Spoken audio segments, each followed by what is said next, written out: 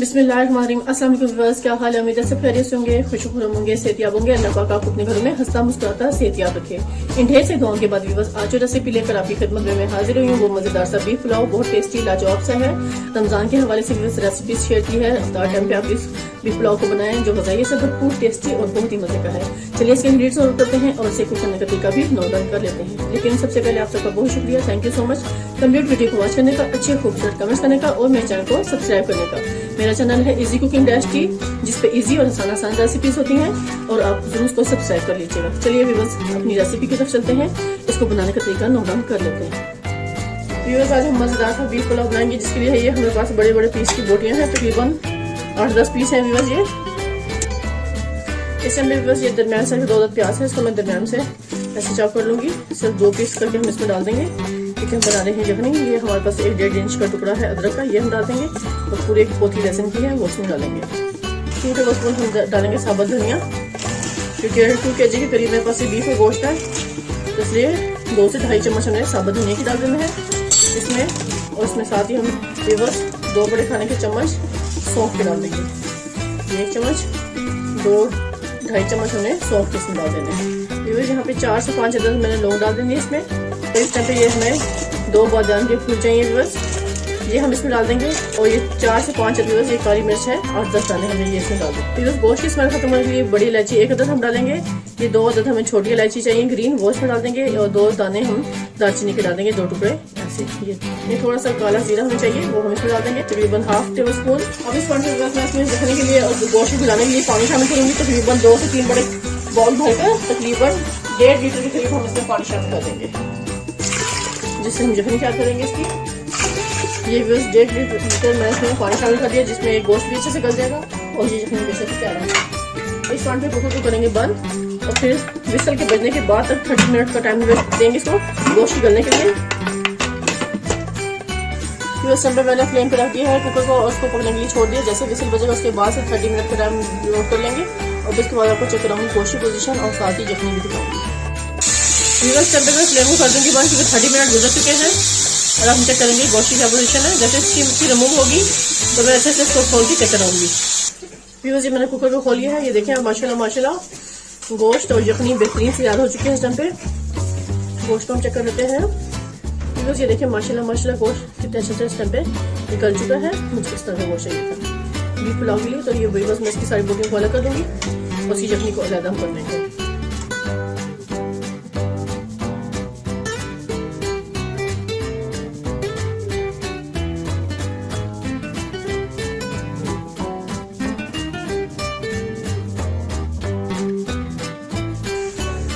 ये मैंने फ्लेम को ऑन कर लिया। अब इस टाइम पे मैं इसमें ऑयल शामिल करूंगी। तकरीबन 2 बड़े खाने के चम्मच हम इसमें ऑयल डाल देंगे, क्योंकि वैसे भी गोश्त में चर्बी थी व्यूअर्स, तो इसलिए ज्यादा हम इसमें ऑयल शामिल नहीं करें। तो ये तकरीबन हमने 2 बड़े खाने के चम्मच हमने ऑयल डाल दिया इसमें। फिर हम इसमें प्याज को शामिल कर देंगे। तकरीबन 3 मैंने साइज के प्याज ले लेंगे हम व्यूअर्स। इसमें प्याज शामिल कर देंगे। ऑयल अच्छे से गर्म हो चुका है।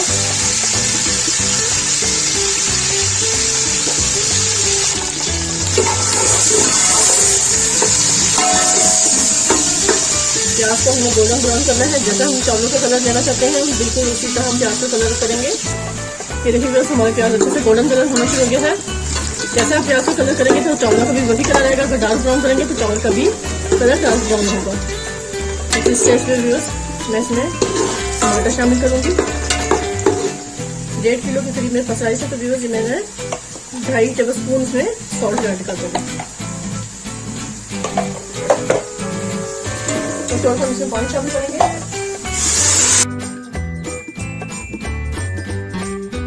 1 टेबलस्पून इसमें साबुत गरम मसाला डालेंगे व्यूअर्स। 1 टेबलस्पून हम इसमें रेड चिली डालेंगे। अपने टेस्ट के हिसाब से आप इसमें कम या ज़्यादा क्वांटिटी चीज कर सकते हैं। अब इसमें तकरीबन 3 से 4 अदद हरी मिर्चें हैं, वो बारीक पीस लिए वो शामिल कर देंगे इसमें, ताकि मसाले जले नहीं। अभी सिर्फ मैंने इसमें गरम मसाला, रेड मिर्च और सॉल्ट ऐड किया है और साथ हरी मिर्चों को मैंने इसमें डाल दिया। इस पर 1/2 टेबलस्पून मैं इसमें लहसुन पाउडर डाल दूंगी। अगर आपके पास लहसुन का पेस्ट है तो वो शामिल कर लें, पाउडर फॉर्म में है तो पाउडर डाल दें। 1/2 टीस्पून ही हम इसमें डालेंगे अदरक पाउडर। یہ بیف پلا ہوا ہے تو اس میں ادرک پاؤڈر جائے گا اچھے سے.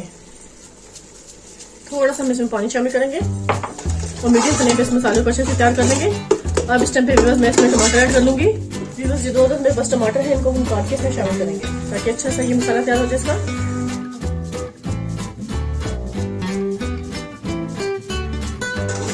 جیسے ٹماٹر ہلکے سے سافٹ ہوں گے تو پھر ہم اس میں بیف کو ڈال کے اس کی بھی اچھے سے بھنائی کر لیں گے. پھر یہاں پہ ٹماٹر ہم اچھے سے سافٹ کر لینے ہیں. اب اس پوائنٹ پہ میں اس میں یہ بیف بھی ڈال دوں گی سارے پیسز تاکہ اس کی بھی اچھے سے بھنائی ہو اس مسالے کے ساتھ.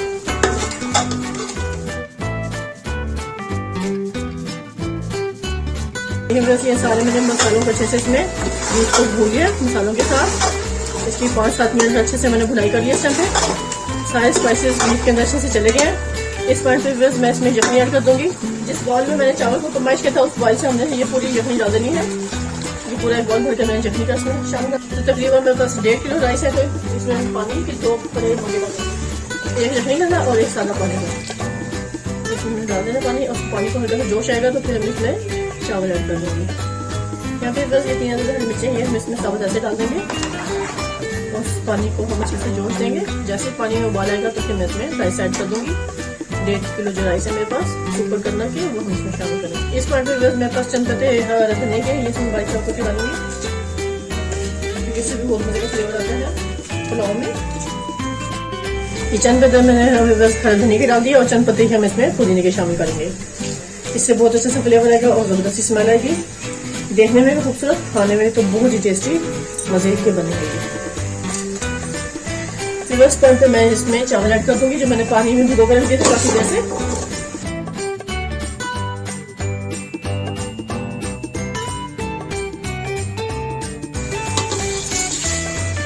پانی کا مقدار آپ اپنے حساب سے ڈال سکتے ہیں, لیکن میں اس میں پانی ڈالتی صرف اتنا کہ جتنے چاول ہے چاول سے صرف 1 انچ اوپر پانی ہونا چاہیے. آپ نے اچھے سے جب مسالہ تیار کرنے لگے ہیں اس کے بعد آپ نے چاولوں کو بھگو کر رکھا ہوا پانی میں, اور جیسے آپ کو مسالہ تیار ہو تو آپ اس میں چاول بھگو کے جو رکھے ہیں تو اس کا پانی ویسٹ کرنا اس میں شامل کریں اور چاولوں سے صرف 1 انچ اوپر پانی ہونا چاہیے. پھر اس ٹائم پہ میں نے فلیم کو فل کیا ہوا ہے. تھوڑی دیر بعد میں فلیم سلو کر دوں گی اور اس کو کور کر دوں گی اور پھر اس کے بعد ہم اس کو دم دیں گے. ابھی صرف 3-4 منٹ اس کو اچھے سے پکنے دیں گے ایسے ہی فل فلیم پہ تاکہ چاول اچھے سے اس کا پانی خشک ہونے تک پکیں. پھر اس ٹائم پہ کور ہٹا کے دکھاؤں گی. دیکھیں ماشاءاللہ چاول کافی حد تک ماشاءاللہ پانی خشک ہو چکا ہے.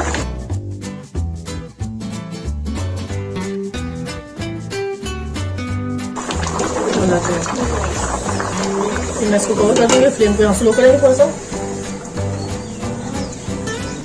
پھر اس ٹائم پہ اس کا کور ہٹا کے دکھاؤں گی. دیکھیں ماشاءاللہ پانی کافی حد تک خشک ہو چکا ہے. اس پوائنٹ پہ بس میں اس میں ہری مرچیں اور لیمو ڈالوں گی. یہ ثابت ہری مرچیں اس میں ڈال دیں گے ہم اس پوائنٹ پر, اور یہ کچھ سائز میں نے لیمو کے کٹ کر لیے تھے اس کو اس میں ڈال دیں گے.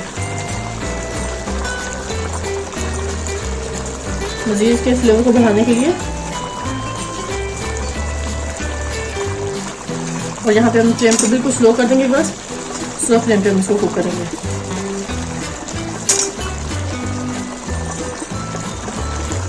اس بار میں تھوڑا سا ہرا دھنیا بھی اسپرنکل کر دوں گی اس میں,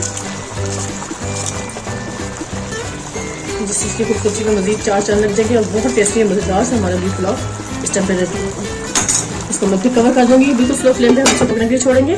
پھر اس ٹائم پہ میں کور ہٹا کے دکھاؤں گی. دیکھیں ماشاءاللہ چاولوں کو بہت اچھے سے دم آ چکا ہے. اس ٹائم میں فلیم کو کر دوں گی بند اور پھر آپ کو اچھے سے سرو کر کے دکھاؤں گی.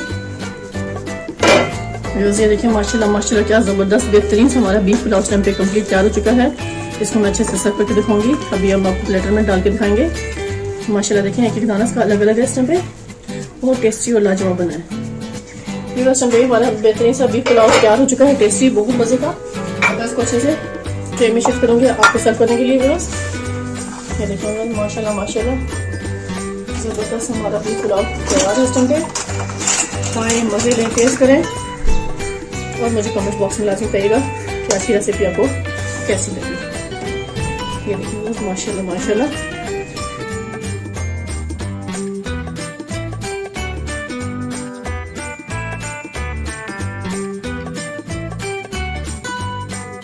دیکھیں بس ماشاءاللہ صحیح بڑی بڑی اس میں ہم نے بیف کی بوٹیں ڈالی ہیں جس سے بہت ٹیسٹی اور مزے کا ہوگا.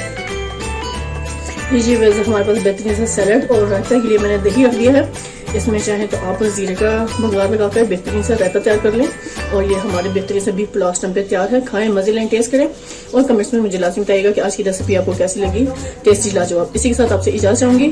ٹیسٹ ایک دعا میں مجھے یاد رکھیے گا. نیکسٹ ویڈیو تک ویورز, اللہ حافظ.